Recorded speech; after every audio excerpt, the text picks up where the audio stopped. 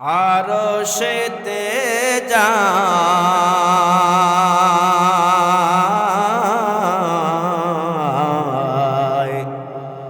জিবরিল আমিন নিয়ে গেলেন জিন্দা অবস্থায়।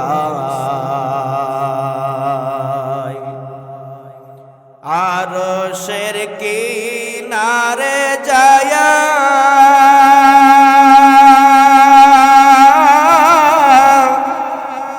পায়ের জুতা খুলতে চাইয়া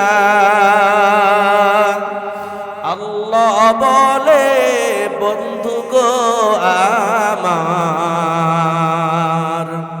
জুতা খুলবেন না,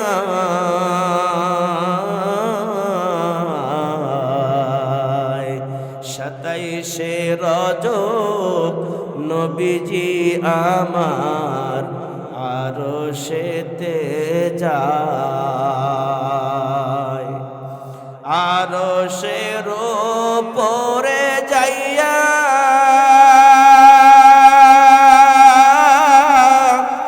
আল্লাহর দিকে রইলেন চাইয়া।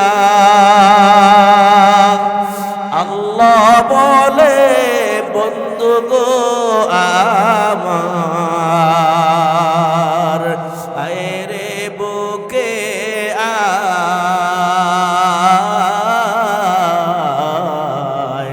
সাতাইশে রজব নবীজি আমার আরশেতে যায়। নানা গো ও নানা, আজকে কয়েকটা দিন হলো তোমার চেহারাটা দেখি না।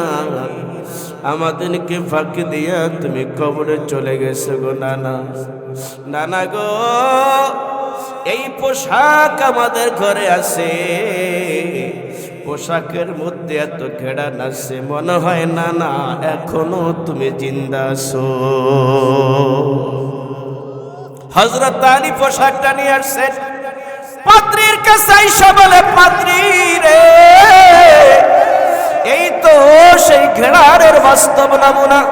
পোশাকটা দেখা পাত্রী একটা চিৎকার দিয়ে কয়, আলী কোন পোশাক আমারে দেখাইলি রে আলী? আল্লাহর নবী গত রাতে আমার ঘরে যখন গেছে, স্বপ্নের ভিতরে নবীজি এই পোশাকটা পরেই আমার ঘরে গিয়েছে। ও আলী, নবী যখন আমার ঘরে গেছে, এই পোশাক থেকে যেই ঘেরান আসে, আমার ঘরে সেই ঘেরান ছড়িয়ে গেছে। পাত্রীর হাতে পোশাক দেওয়ালো, পাত্রী চুমু খাইল, চোখে লাগাইল চুমু খাইয়া। এবার পাত্রী সাহাবী আলীর হাতে হাত দিয়া কালিমা পড়ে মুসলমান হয়ে গেছে। ও বাবা, এত দামি নবীর দামি উম্মত আমরা, আল্লাহ রাব্বুল আলামিন জাহান্নামের আগুন দিয়ে জ্বালাবার জন্য আল্লাহ আমাদেরকে বানায় নাই। আল্লাহ রাব্বুল আলামিনের হাবিব, আখির জামানার পয়গম্বর বিশ্ব নবী মুহাম্মদুর রাসূলুল্লাহ সাল্লাল্লাহু আলাইহি ওয়াসাল্লামের উম্মত আমরা। এমন দয়ালো নবী জন্মিল,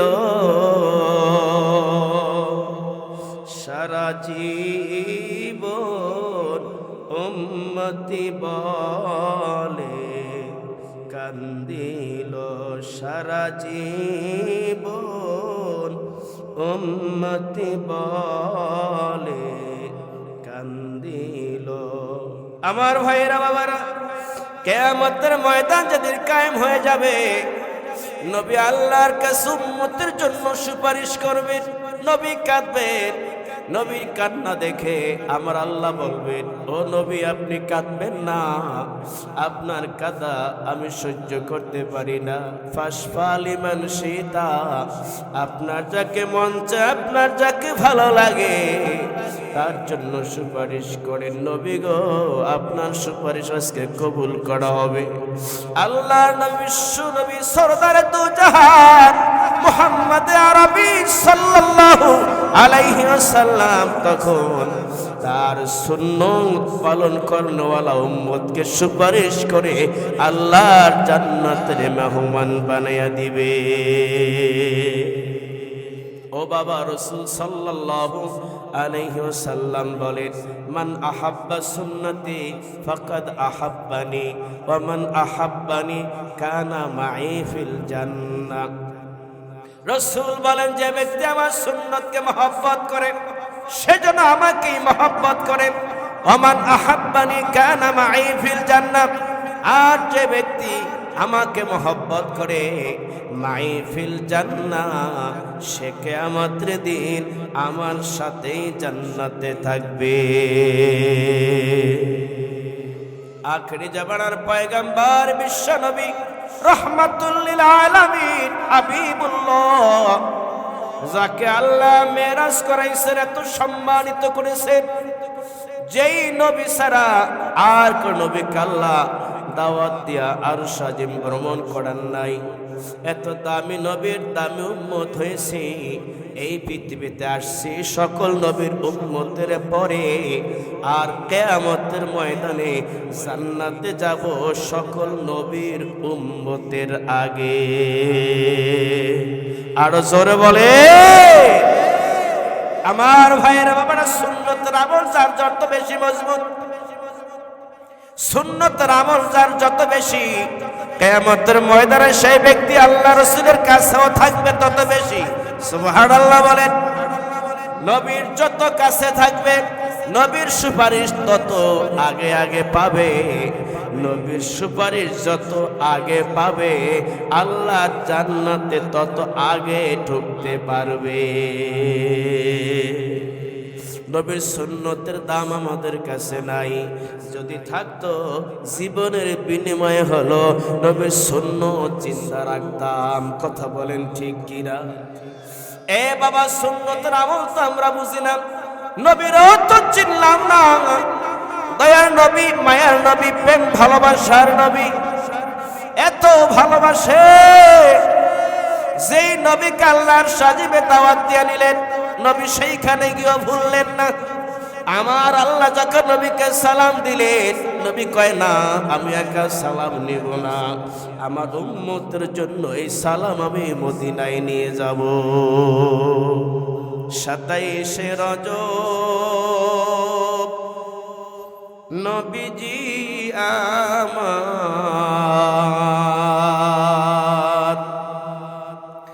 আরশেতে যায়,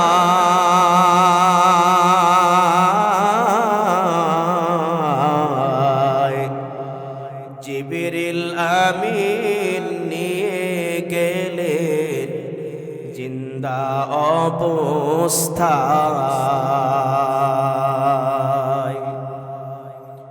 আরশের কিনারে যায়া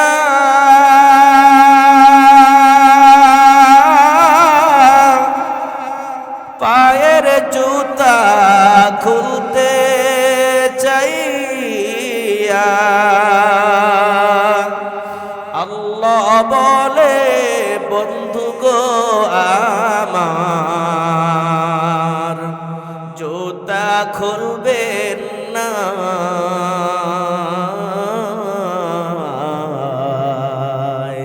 27 রজব নবীজি আমার আরশেতে যায়,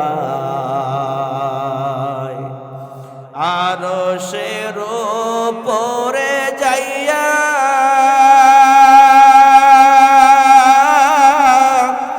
আল্লাহর দিকে রইলেন চাইয়া।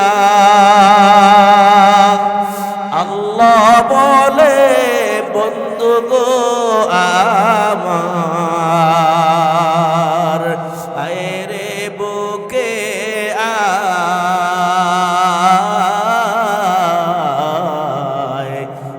27শে রজব নবীজি আমার আরশেতে যায়।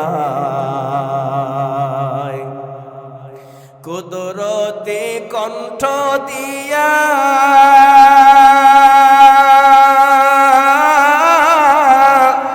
বলছেন বন্ধু প্রাণ প্রিয়া, রহমত বরকত সালাম দিলাম, রহমত বরকত সালাম দিলাম। বন্ধু গত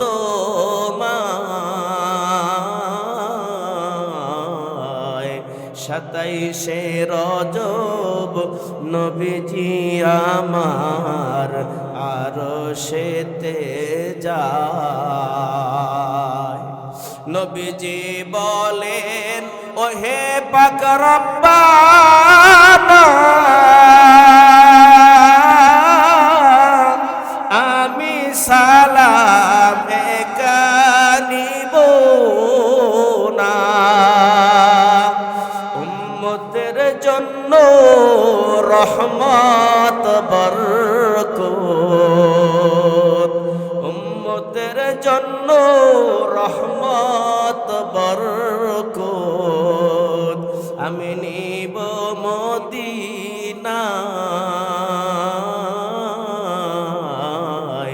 27শে রজব নবীজি আমার আরশেতে যায়। মারহাবা বলে। এই গজলটা আমার আব্বা লিখছে। ইকো কমান, গজলটা আমার আব্বা লিখছে। আমার আব্বা গত 3 দিন আগে ইন্তেকাল করেছে।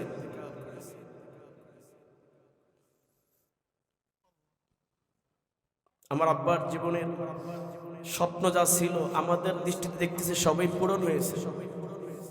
আব্বার ইচ্ছা ছিল আমাকে আলেম বানাবে, মাদ্রাসা পড়াবে।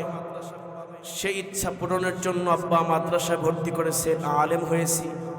আব্বার স্বপ্ন ছিল আমি বক্তা হব, আল্লাহ পাক সেইটা কবুল করেছে।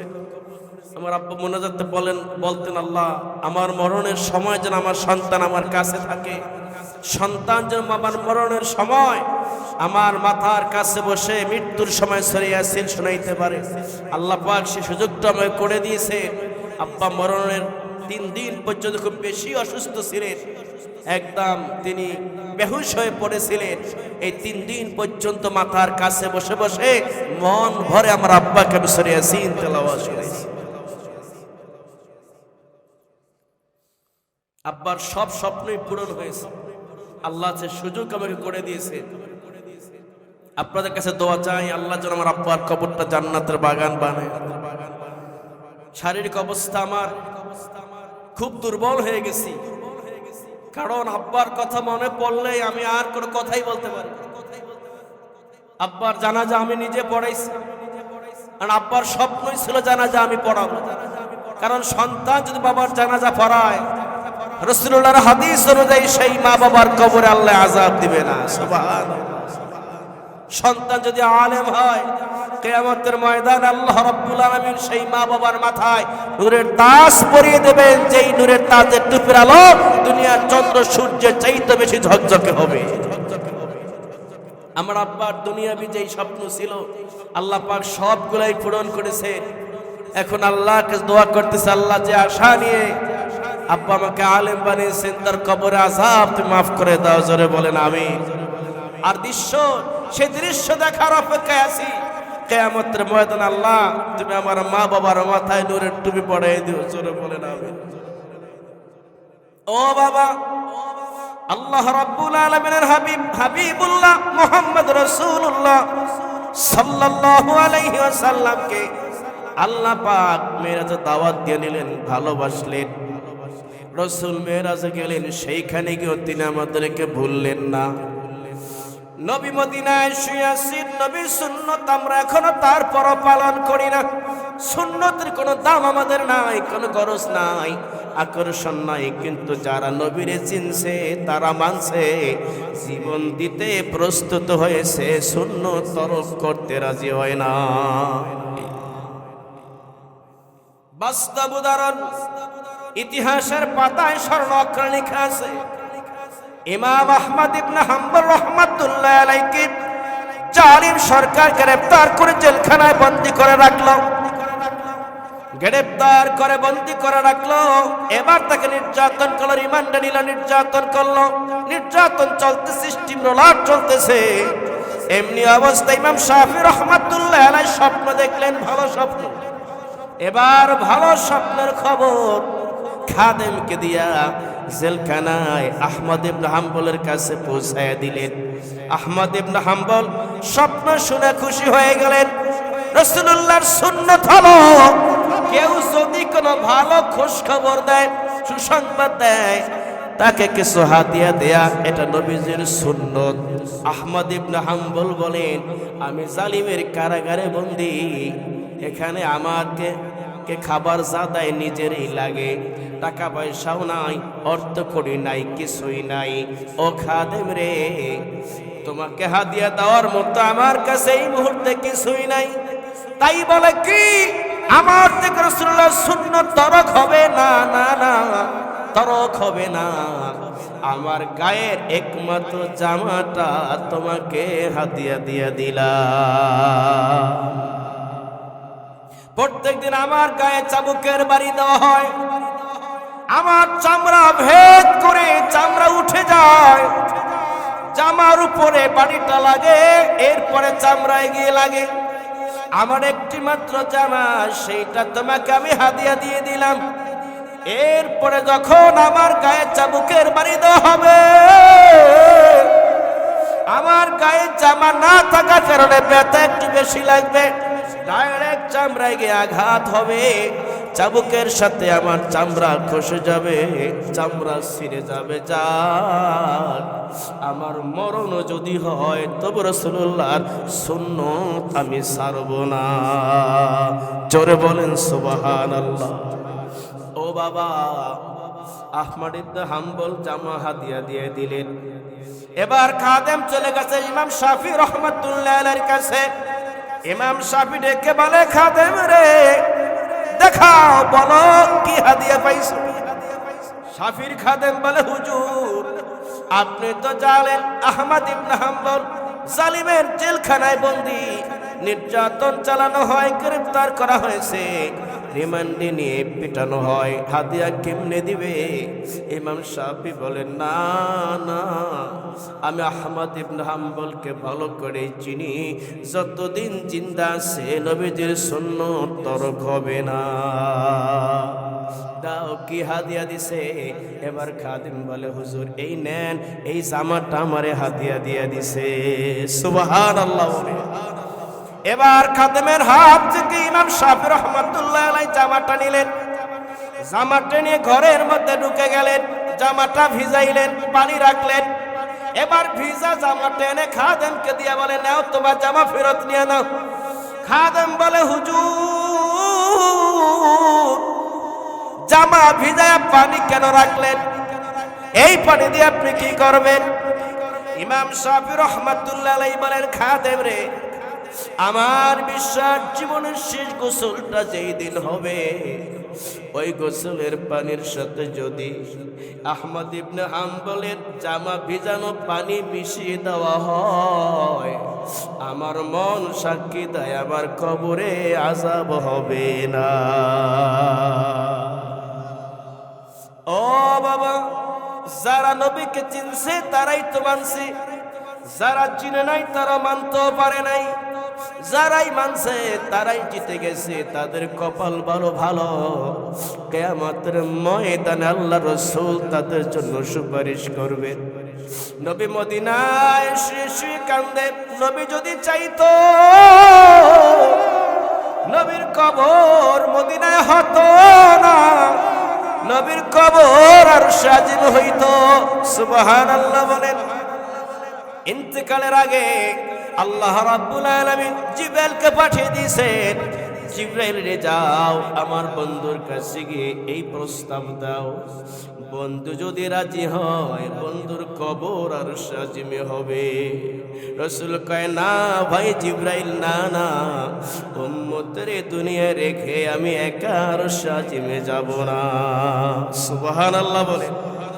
ও বাবা একটু খেয়াল করেন, নবী যদি আর সাজিমে চইলা যাইতো, এ হাজী সাহেব বাবারা যারা হজ করার জন্য মক্কায় গেছেন, মদিনায় গেছেন, নবীর রওজার কিনারে দাঁড়ায় আসসালাতু ওয়াসসালামু আলাইকা ইয়া রাসূলুল্লাহ বলে সালাম দিছেন। কত তৃপ্তি পেয়েছেন, আমি সালাম দিচ্ছি আর আমার নবী শুনতেছে, আমার নবী আমার সালাম শুনতেছে, নবী আমার দুরূদ শুনতেছে।